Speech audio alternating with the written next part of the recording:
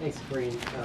First off, do you have an update on when the president-elect will come visit the president here? So as we said in our statement yesterday after the vice president spoke at Howard University, our teams, the president obviously invited the president-elect to the White House for them to meet. Our teams, their team and our team are working on that, and we certainly will share once we lock something in the near future. Second, when the president spoke in the Rose Garden a little bit ago, one thing he did not do was take any accountability for his party's defeat on Tuesday night. Does he feel any sense of responsibility for the outcome? Does he feel he should have done things differently through the course of this campaign? So there's a lot there, and let me, if you don't mind, give me a second to unpack all of this, because I think it's important for the American people to hear this as well.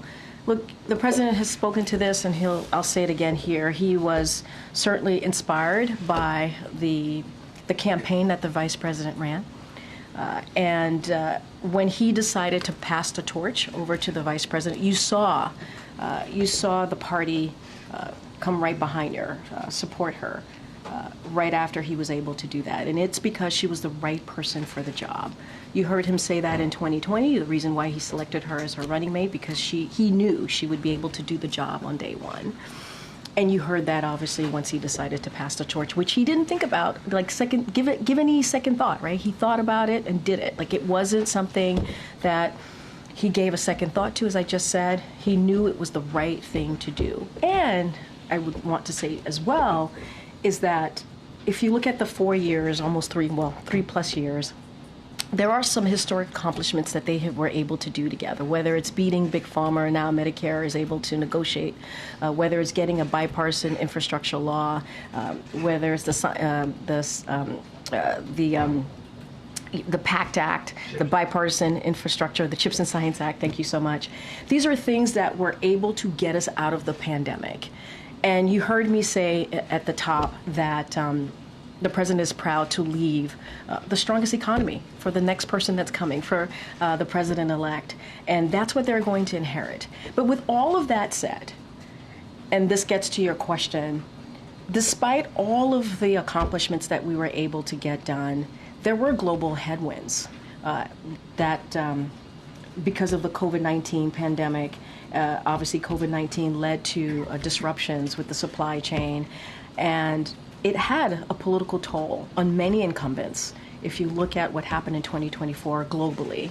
And that's part of what you saw, right? You saw that there was a political toll on incumbent parties around the world here. Now, I'm going to be very mindful and leave the political analysis to the pundits. They're going to dig in. They're going to look under the hood. They're going to see exactly what happened. But what we saw 2 nights ago was not unusual to what we have seen from the incumbencies around the world on the global stage. To restate my question, does the president feel any responsibility for the outcome? The president understands that he's going to respect the will of the people. That's what he understands. He understands that the American people made a decision, and he's going to respect that. He believed he made the right decision. When he stepped aside, decided that he wasn't going to run, he automatically... Guys, here's the thing, and we can't rewrite history. We have to remember what happened in 2022. 2022 is a perfect example, actually, because when we came out of 2022 midterms, we saw a successful midterms for any new administration in over 60 years. And it was because of the president's policies. And let's not forget that all of the accomplishments that the president did, again, I had listed the bipartisan infrastructure legislation, CHIPS and Science Act, the Inflation Reduction Act. Those are popular with the American people. They are. Those policies were indeed popular. And that's what got us through the 2022 midterm. It was supposed to be a red wave. That didn't happen. And so coming out of that, we did see some historic markers there. And so the president believed that he needed to do. He's always going to put the American people first. When he decided to step down and endorse immediately the vice president, that's what he thought was the right thing to do in that moment, in that time. One last one for me. Sure. I'm sure my colleagues have a few to unpack there. But the president entered office. He said he went around traveling around the world. And he's always recount this anecdote of I'd say America is back, and then they would say, but for how long? The world now has that answer. It was 4 years and 2 days. Does the president feel like he has let down America's allies and partners that now sort of the very different worldview than him will now be in the Oval Office? So look, I'm not going to get into what the president-elect is going to do, not going to do. I'm not going to do that. What I'm going to say is the president's message is going to continue to be the same. American leadership matters.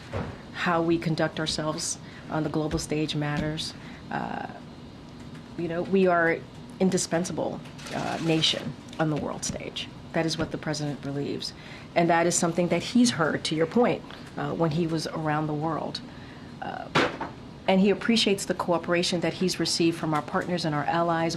If you think about Ukraine and how we were able to make NATO stronger and get more than 50 countries behind Ukraine.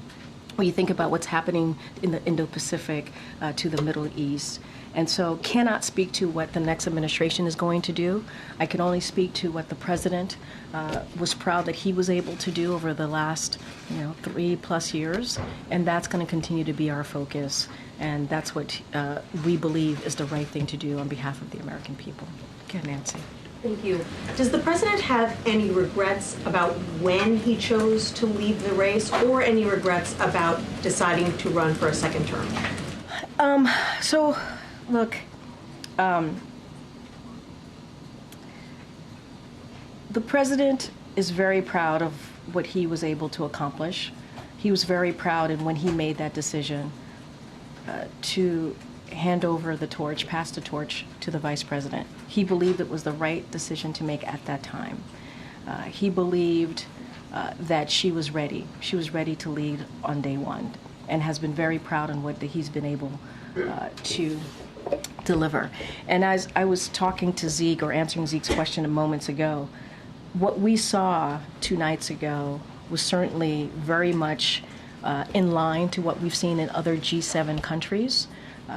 In incumbencies, the role, the toll that the pandemic took, even though we were able to lead in the world when it comes to the economy, we saw what happened in other G7 countries. And so that is what we believe. Look, there's going to be a lot of punditry, a lot of election experts who are going to have their opinions, who are going to have their thoughts. But the president is very, very proud of what he's been able to accomplish, and incredibly impressed by what the vice president was able to do. Has the president been hearing from foreign leaders about the outcome of this election, and have they expressed any concerns to him? What has his message been to them? So I don't have any calls to read out about the president speaking to foreign leaders. It's only been two days, as I just mentioned, and so don't have anything for you to read out. But it's very much, what I just said moments ago about his message to world leaders about how important it is to have our participation, Americans' leadership on the world stage, and what that means. And we've been able to see that for the last 3+ years, whether it's Ukraine, whether it's the Middle East, whether it's Indo-Pacific. A lot of that, making NATO stronger, was certainly the president's leadership, and that's what other allies and partners, that's what they rely on us on.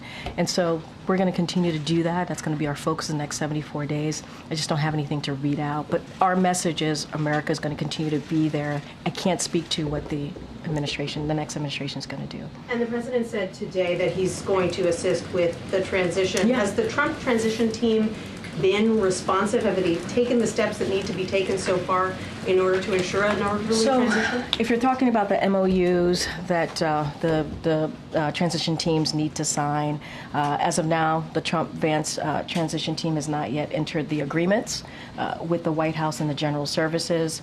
And our Chief of Staff, Jeff Zients, reached out to the Trump-Vance co-chairs.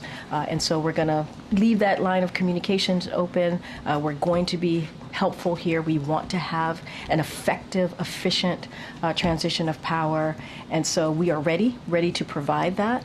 As you know, the president invited the president-elect, Donald Trump, to come to the White House, and so once we lock that in, we certainly will share that with all of you. But we're ready. We're ready to assist. We have been. We've been trying to be there and be ready to assist in any transition with this, obviously, this transition. And so we're going to reach out, have those conversations, and so I'll just leave it there. Okay. Thanks, Karine. Does President Biden believe he could have won if he stayed in this race? President Biden believes that he made the right decision when he decided to step aside and immediately endorsed the vice president, and you saw the party come behind her, support her, and he believed it was the right thing for the American people. He put himself aside. This was not about him. This is about what was right for the American people, and that's what he believes. He believes it was the right decision to make, and he's very incredibly proud. And just to follow up on the previous questions, the president said when he stepped aside that his number one priority was making sure that Vice President Harris would succeed him at the White House. That, of course, is not going to happen. So does he have any regrets? In which way? Any regrets in how it all played out? Since I mean, I said this at the top. This was not the outcome that our team had wanted. So are we disappointed? Yes, we are disappointed. It would be false for me to say that we were not. But we also respect. We respect the outcome of the election. We respect what the American people voted for, wanted. And so because of that, the president is also going to make sure there is a peaceful transfer of power, because that's what the American people deserve. And so, not going to get into analysis here of specifics of what happened, but what we know is the results. And so, are we disappointed? Of course. Of course. But it is important to make sure that what the American people decided on, what it is that they wanted to see, that we respect that, and we'll do that. And what are the president's top priorities in the next 70 or so days? When Trump comes in, he could undo quite a bit of what President Biden has put in place for executive action. So a couple of things. Again, I'm not going to get into hypotheticals here about what the president-elect is going to do or not do. I can tell you a couple of our focus, things that we're going to focus on in the upcoming 74 days. We're going to make sure that we keep the government open.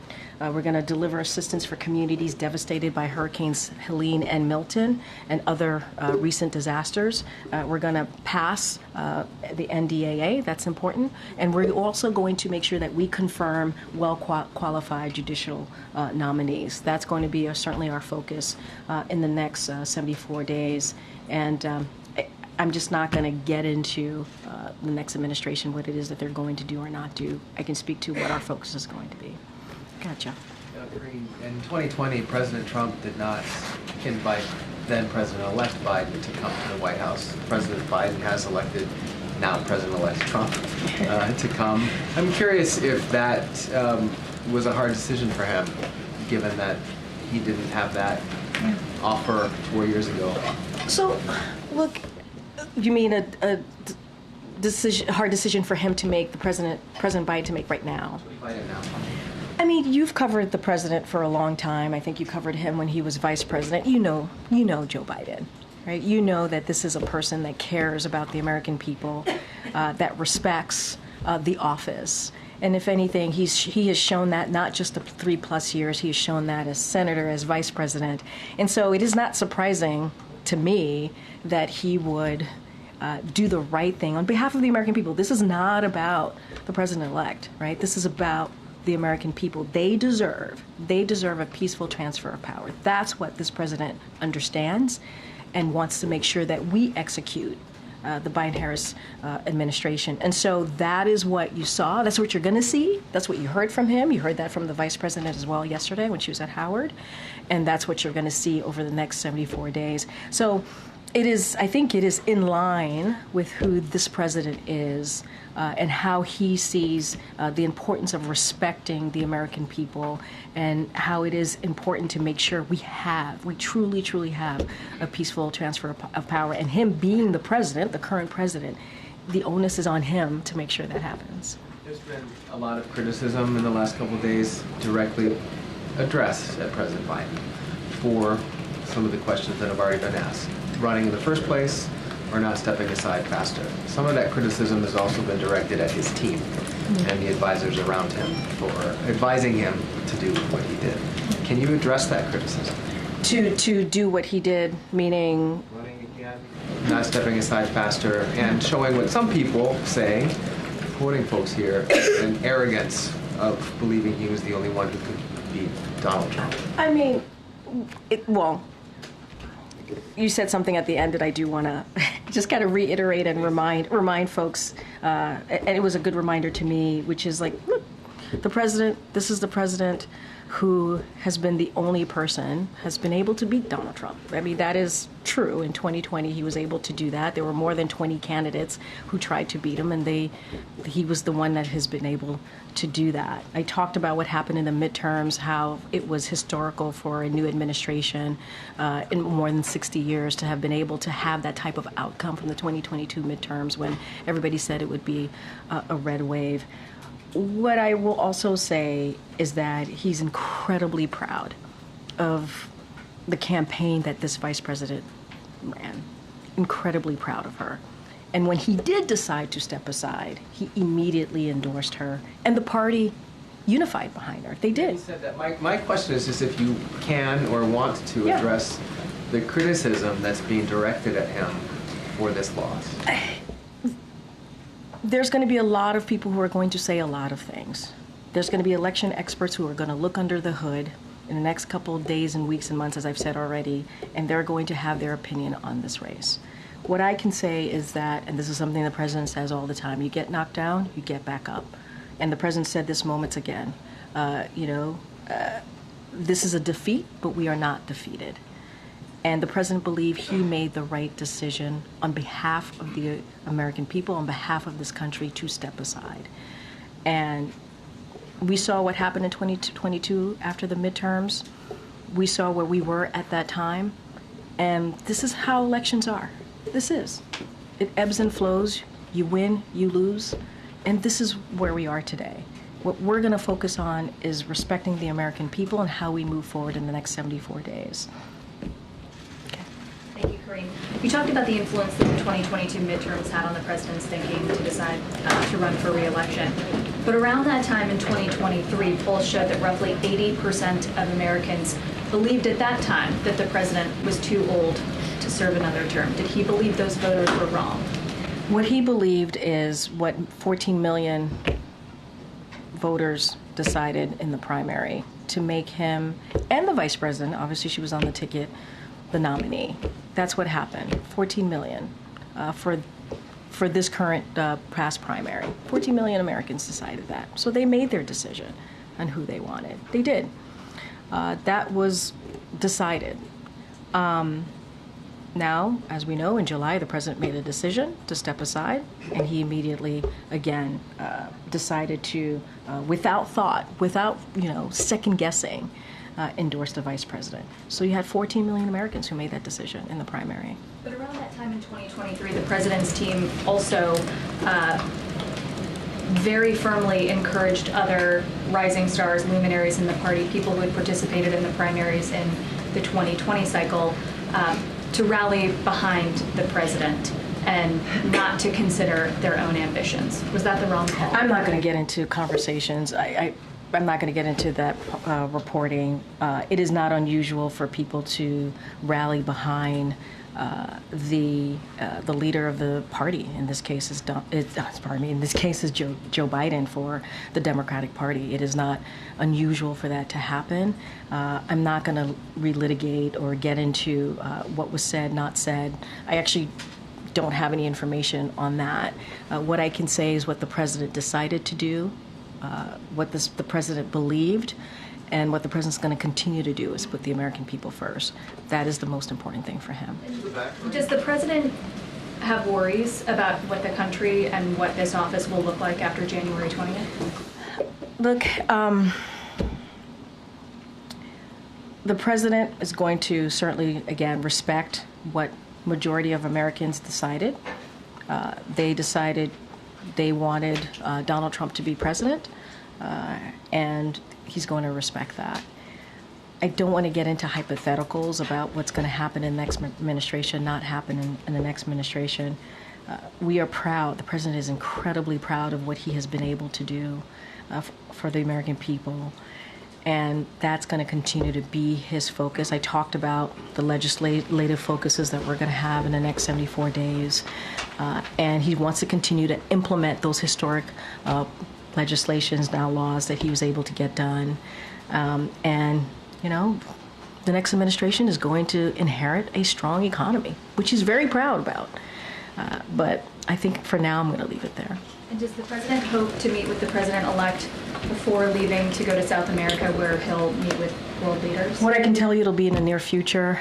We're going to work that out. Certainly his staff is going to work with the staff of the president-elect to find a time that works for both. I can't say the timing just yet, but certainly you all will know when that occurs. But I can say for sure it will be in the near future. Okay. Thank you, Karine. So does the president believe that he could have beat Donald Trump? What the president believes is that he did the right thing for the American people. I'm not going to get into, what could have, would have. He believed he did the right thing. He believed that the vice president ran a great campaign. He's incredibly proud of what she's been able to do and how she was able to unify the party and how she stepped up and was able to get running with a impressive campaign. And so that's what he believed. He thought it was the right thing to do. And here's the thing, the party unified behind her. And I think that's what is important. He believed he did the right thing. So Republicans have threatened to repeal the Inflation Reduction Act. Mm-hmm. Does the White House have any plans to take any actions to safeguard some of the measures, such as clean energy investments, for instance? So a couple of things. I do want to talk about the Inflation Reduction Act. That is a popular piece of legislation, obviously, that became law. That is, when you think about climate change, the most comprehensive law to be passed to deal with climate change. I talked about beating Big Pharma. When you think about Medicare now being able to negotiate, and not only that, you're obviously to negotiate to lower cost. I mean, there is so much that comes out of the Inflation Reduction Act. Only Democrats voted for it. You have heard us warn about Congress trying to repeal that, and it is popular. We saw what happened when they tried to repeal the ACA, the Affordable Care Act, which became popular and helped tens of millions of people get health care. And so that should be a warning for them. That should be a warning for them, not to go after something that actually helps the American people, that actually delivers on key priorities, and that is actually popular. So I'll leave it there. Go ahead, John. Thanks, Karine. One of the issues discussed quite a bit during the course of the campaign was the issue of reproductive rights. Is the White House, the president, concerned that with a Republican in the White House, Republicans controlling the Senate, a super conservative majority on the Supreme Court, at the very least, we don't know what's going to happen in the House, that reproductive freedoms for women will be rolled back? I mean, that is something that we have said consistently that we are concerned about. I believe 3 national bans on abortion were introduced in Congress. This is something that Republican elected officials continue to go after, the rights for women to make decisions on their own body. Very difficult decision, a decision that should be kept between a woman, her family, and her doctor. And so, it is incredibly concerning. And we're talking about women across the country whose health could be at risk. And so what I can say is the president and the vice president is going to continue to stand with majority of Americans on calling on Congress to restore the protections of Roe v. Wade. That's what we want to see. Are we concerned? Yes, we're concerned. Nothing changes about our concern about that post-election. And Republicans in Congress have made themselves very, very clear. And so we're going to do everything that we can. When we have taken steps to protect women and this decision, important critical decisions that they have to make. And so that will certainly continue. You said the vice president ran a great campaign, and yet she underperformed in every state compared with President Biden when he ran in 2020. Why do you suppose that was? I'm not going to do punditry from here. That is not something that I'm going to do. I'm not going to dive into the data. I'm not going to do that. There's going to be plenty of time for election experts to look under the hood, to tinker around in it, figure out what happened. I'll leave that to them to deal with. But I would say she ran an impressive campaign. Some of you reported that. What she was able to do, it was impressive. How the amount of money she was able to raise, how she was able to put together a campaign around her, right? A campaign that obviously the president built and was happy to hand that over to her, and she stepped up to the moment. Now there's going to be a lot that's going to be discussed about what happened, the data, exactly what occurred, and so I'm going to leave that to them. But what I will say, and I think this is just a data point that I've been talking about what we've seen in G7 countries, what we've seen with incumbencies after the pandemic, because what the disruptions that the pandemic caused, even though we did what we did everything that we could to have policies to get us out of the pandemic and leading the world on the economic front, there were political toll, right? The pandemic led to some political tolls for incumbencies. That's just a data point that I'm sharing with all of you that has been consistent to what we've seen with G7 countries. And so I'll just leave it there. Go ahead, Karen. We've heard the president say recently in the summer that the former President Trump's vision for America is dark and that it's not who we are. But given the results on Tuesday night, does he think he misjudged where the country is right now? Look, the country spoke. They did. Majority of the country spoke. They were very clear on where they wanted to see the direction of this country. And we're going to respect that. We are. We're going to respect that. But to your question about what the president said, the president always believes it is important to be honest. He sees it as an obligation to be honest to the American people. And that's what you heard from the president that said there. But again, American people made a decision. We're going to respect that. We're going to have a peaceful transfer of power. That is something the president is going to lead, right? He's going to lead by example. That's what you're going to continue to see in the next 74 days. Thanks, Karine. Picking up on that point just a little bit, earlier you said that the White House's view when it came to reproductive rights did not change from pre- and post-election. The president repeatedly referred to Donald Trump as a threat to democracy over and over again. And this morning, though, he said we're all going to be okay. So, was that just political rhetoric? I mean, if you know the president, you know that him saying we're all going to be okay, he's an optimist, right? He believes when you get knocked down, you get back up. We lost, but we're not defeated, right? We suffered a defeat, but we're not defeated. And that is the president's optimistic nature. And it's very similar to the question that I just got from Karen. The president believes, as you asked me about the threat to democracy, believes in being an obligation to be honest to the American people. And we cannot forget, it wasn't, just really quickly, it wasn't just the president who was saying this, right? I mean, you had the former president, now the president-elect, talked about an enemy within. Right? He talked about mistreating Americans who disagree with him, about terminating the Constitution. We heard from his former chief of staff, John Kelly, and let's not forget the former defense secretary, Mark Esper.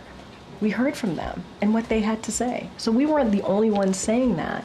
And the president does believe that he needs to be honest, has an obligation to be honest to the American people. Now we're in a situation where the American people have spoken, and we're going to respect the outcome of the election 2 days ago, because we have to respect our election system. It's important to do that. And at the same time, he's still a leader. He wants to make sure that he shows optimism, right? He wants to make sure that people understand that there is a tomorrow, right? There is going to be another opportunity to have your voices heard.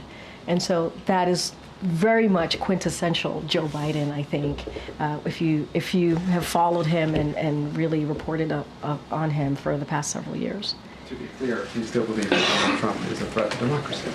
I think that the president was very clear what he stated, and it was very honest.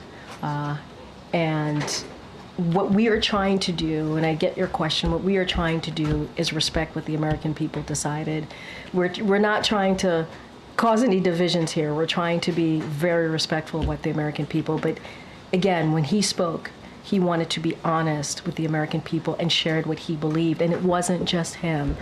But right now, we want to move forward. We want to make sure there's a peaceful transfer of power. That's what the American people deserve. On another topic, do the election results ramp up the urgency to get more aid to Ukraine? So look, I think in September, the president talked about surging aid to Ukraine, and we've been hearing us kind of announce aid to Ukraine over the past several weeks, if not months, and so that's not going to change. We're going to surge and get that out there to Ukraine. We understand how important it is to make sure they have what they need. And so that hasn't changed. That is no different. And so we're going to surging that aid to Ukraine. We're going to continue to make sure that they have the strongest, everything that they need on the battlefield to push back against Russia's aggression. So that certainly doesn't change. And we have taken action to strengthen Ukraine's air defenses and enhance their battlefield capabilities. And so we are committed. We continue to be committed. But we've been surging that aid for some time. Like I said, when the president made an announcement back on September 26th. And so that's going to continue for sure. And one last one, if I may. Senator Bernie Sanders, he says that he has suggested that party leadership abandon the working class. What's the White House response? I mean, look, obviously we respect Senator Sanders. He's been a partner with us in many of the important historic pieces of legislation that we were able to get passed. Certainly the senator has been a partner with us. Here's what I will say to that is the president has been called the most pro-union president when it comes to working class, right? Pro-union, if you think about unions, we're talking about the working class, right? And he's done everything that he could to make sure that we created jobs where you don't need a college degree, right? Think about the Bipartisan Infrastructure Act, you think about the Chips and Science Act. Those legislation created jobs, are going to create thousands of jobs where you literally could get a six-figure salary a year and not have to have a college education. And the president created 16 million jobs in the past more than 3+ years. And it is because wages went up, right? Unemployment has gone down. And he believes everybody deserves a shot. You hear him say that. Everybody deserves a shot. And building an economy from the bottom up, middle out, making sure that we are continuing to grow the middle class. I think you see that in his policies. And so, respectfully disagree with the senator, and I think you can talk to unions, you could see the jobs that we've been able to create to disprove that. And this is a president that cares certainly about the people who do get forgotten, the people who are not able to make ends meet. He understands what it's like to sit around a kitchen table trying to figure out how you're going to pay for a medical bill, how are you going to pay for your kids' school, how are you going to pay for groceries.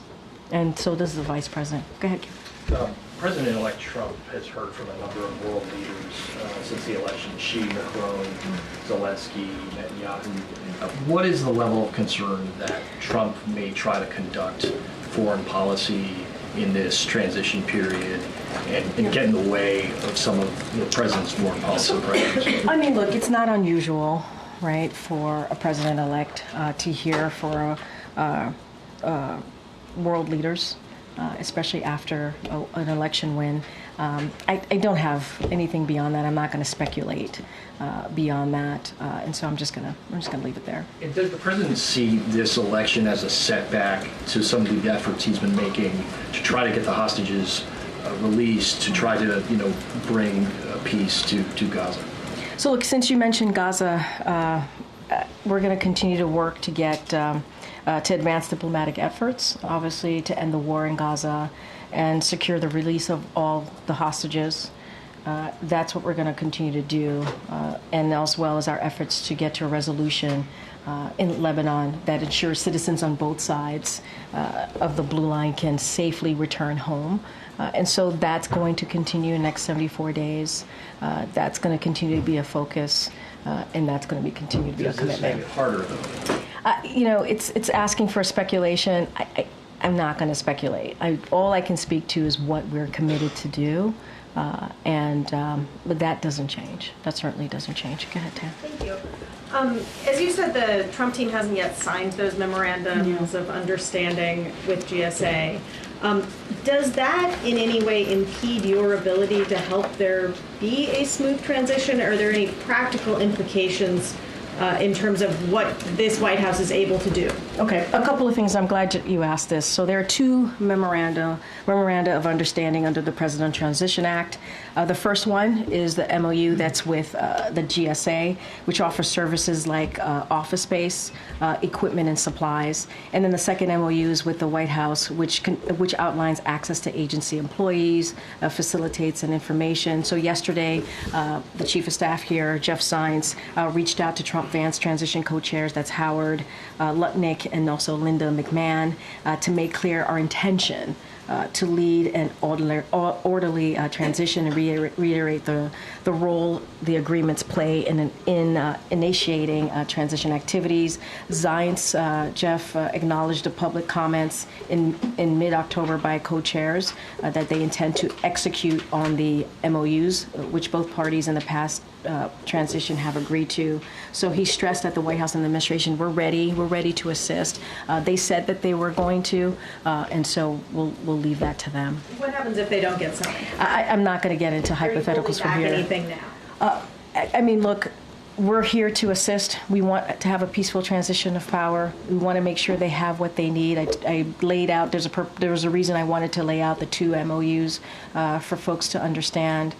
And look, they said they have an intent to do so. We're going to leave it to them. That is really a question for them to answer. We are ready. We are prepared. We want this to work.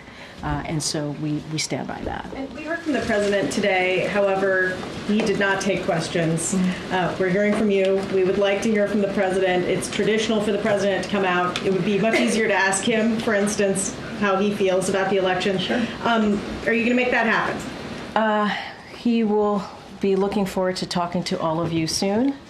And when that happens, we will let you know. You're talking about like a actual press conference? Press conference. Okay, we have 74 days. Go ahead, Dan. Thanks, Karine. Does President Biden... does President Biden fear for Ukraine's future after Donald Trump's victory, given that he's talks about cutting aid, about pushing through a peace deal? Look, I've been pretty consistent the past couple of questions. I don't want to speculate what the administration is going to do or not do. I'm going to focus on today. I'm going to focus on the next 74 days. That's what I can speak to. As you've seen, this president, our allies and partners have rallied behind Ukraine, stood up to Putin's brutal invasion of Ukraine, building a coalition of more than 50 countries to make sure Ukraine had what it needed on the battlefield. And we're going to continue to do that. We're going to continue to surge assistance, support that they need to Ukraine so that they are able to defend their freedom and fight for their independence. And protect themselves from Russia's aggression. That is what we're committed to. That's what we're going to continue to do. I'm just not going to stand here and speak to what the administration is going to do or not going to do, the upcoming administration.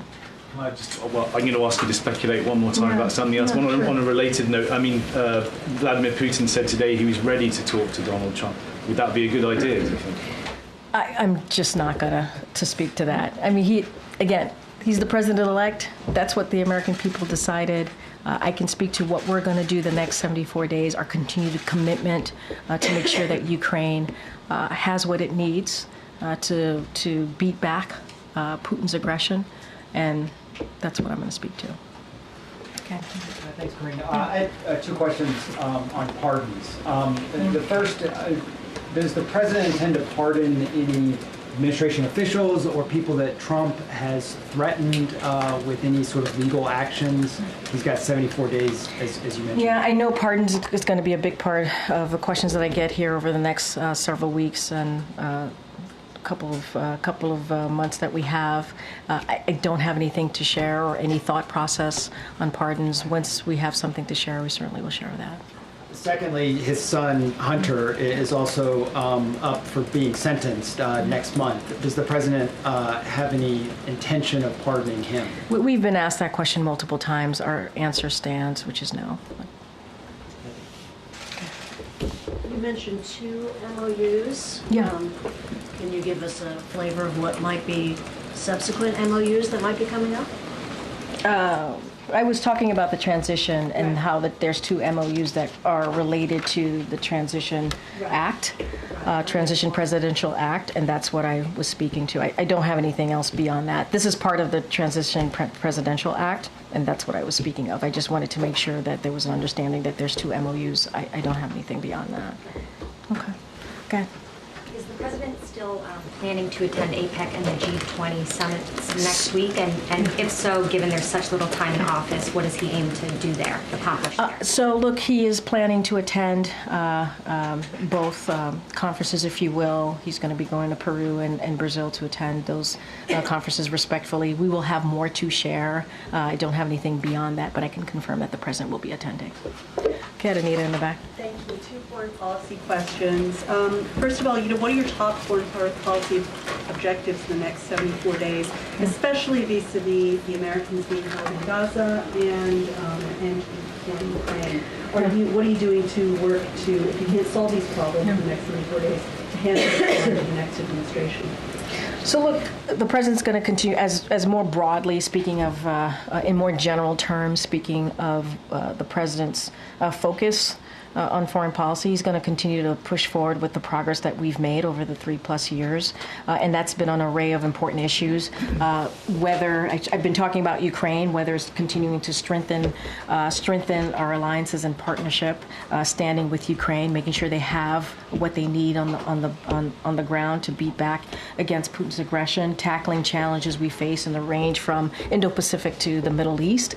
So that will continue to be the president's focus on foreign policy matters, certainly that are important to the American people. I spoke to Gaza already when I was asked a question about Gaza. We're going to have those diplomatic conversations. We want to make sure that we bring the hostages home. That is all the hostages. That is a focus. And let's not forget Lebanon as well. We want to make sure there's a resolution there. And so that's a lot. That is nothing new to what the president has been focused on for the past several months or past 3+ years, and so we're going to continue to do that. With the next administration maybe finalizing the deal and getting the credit for that if you wind it up? I mean, look, this is about what's right for the American people. This is right. I mean, I just said moments ago the president is very proud to be handing over the strongest economy. The next administration is going to inherit a strong economy, and the president's proud about that. He's proud that he's been able to do the work so that the next administration will inherit that. And so, look, we're going to focus on what we can do right now in the next 74 days. And everything that this president does, every focus that he has is on the American people. And that's what we're going to continue to do. APEC at the G20, what is the president's message to China and the other 19 members of the G20, especially vis-a-vis climate change, which, President Trump has a very different policy. And we'll have more to share on what the goals and what the message is going to be when the president travels next week. I was able to confirm that he'll be attending those 2 conferences. We'll have more to share for you all, but I think we've been very clear on our messaging when it comes to the Indo-Pacific, when it comes to China. I think we've been very clear on that, but we will certainly have more to share. Okay, Jerry. Considering the outcome of the election, what is the White House's message to Black and Brown communities, LGBTQ Americans who are fearful of the vulnerabilities of a Trump administration, given some policy proposals like eliminating DEI mechanisms, banning LGBTQ, bans in healthcare and classrooms, and how is the president thinking about ways he can advance or preserve civil rights, his agenda in these final days? So look, the president and the vice president, as you know, have put civil rights as one of the top issues in their administration, and we have taken action to make sure that people who are vulnerable and did not have protections or needed additional protections, we made sure that we did everything that we can with this administration so that people in those vulnerable communities feel protected. And that's something that the president and the vice president believe in, are very proud of, and continue to do.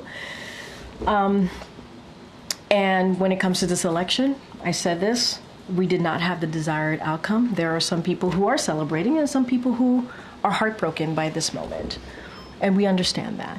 But the reality is majority of the American people voted, and so we're going to respect that.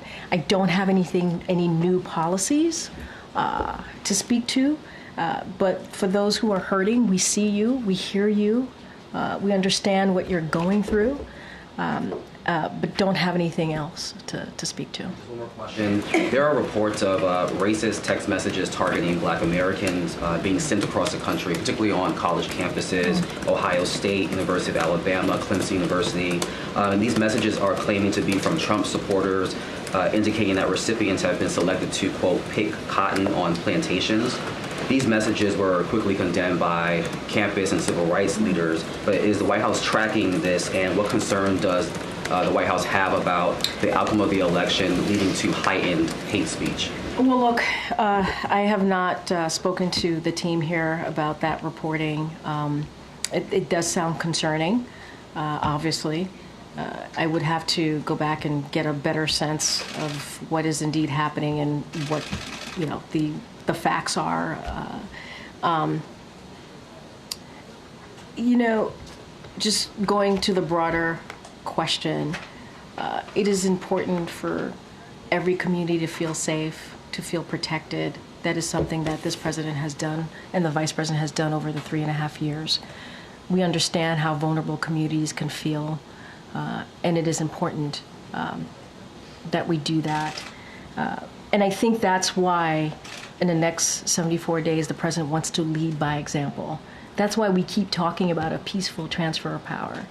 That's why we keep talking about the importance of the election system and the results, because he believes it's important to, again, lead by example as President of the United States. And that's what we're going to do here. Again, I can't speak to the reportings directly. If it indeed is what's happening, it is concerning. And so let me talk to the team and get you a fuller answer. Okay, go ahead. What will Kamala focus on in next 74 days? And will she spoke with J.D. Vance? Oh, wait, okay. I'm sorry, you're talking about the vice president? Yes. Okay. So I think I talked about what the administration, which obviously includes the vice president, what we're going to focus on the next 74 days. I will have more to share with you about a potential meeting with the vice president and the incoming vice president, J.D. Vance. Don't have anything to share with you at this time. Go ahead, Brian, in the back. Thanks a lot, Karine. Donald Trump had classified documents at Mar-a-Lago that he did not secure.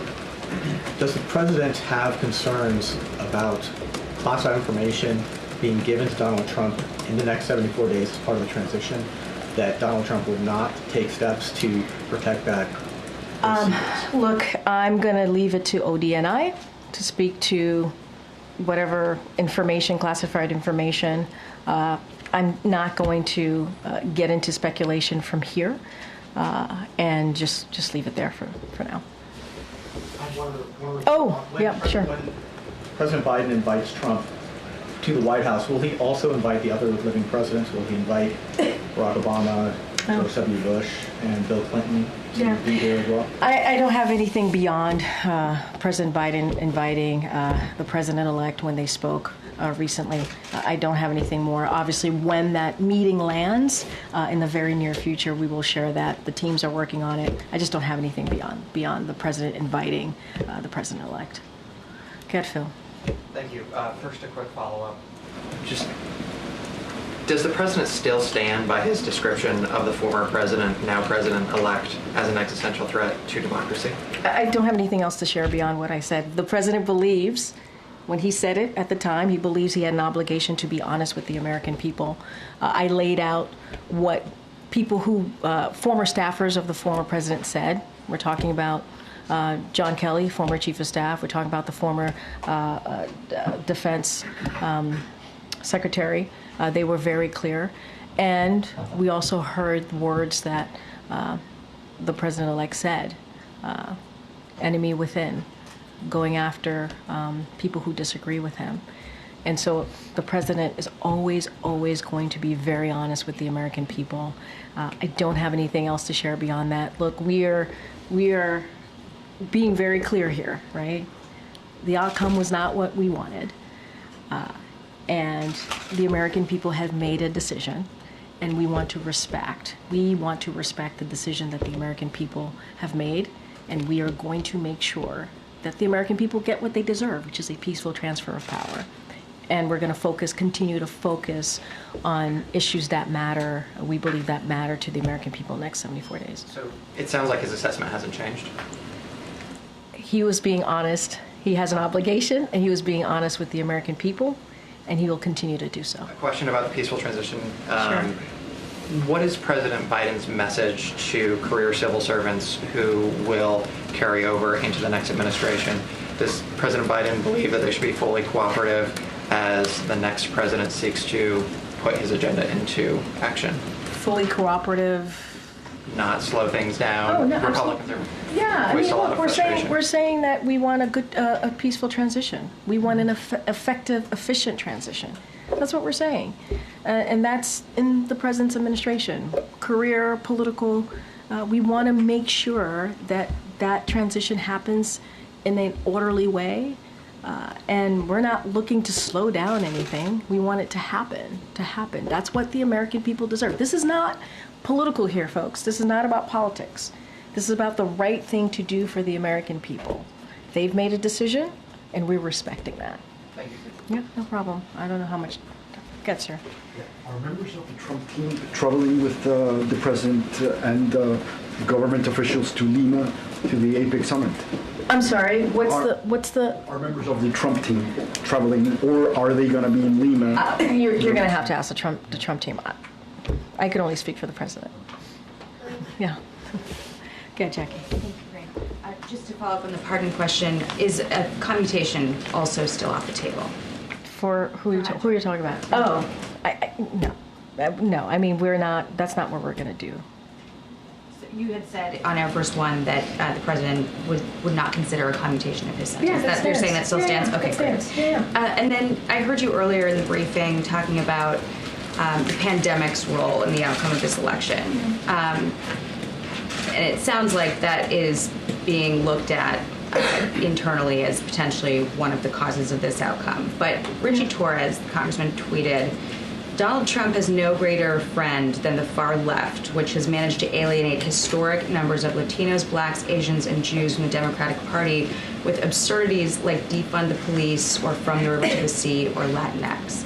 Is the administration, campaign, the Democratic Party looking at the pandemic as the cause rather than, is that easier than looking in the mirror? So look, let's step back here. I think I've been, and the president and the vice president has been pretty clear in understanding that the American people have spoken and respecting that. I think we have tried to be incredibly respectful of what happened 2 nights ago.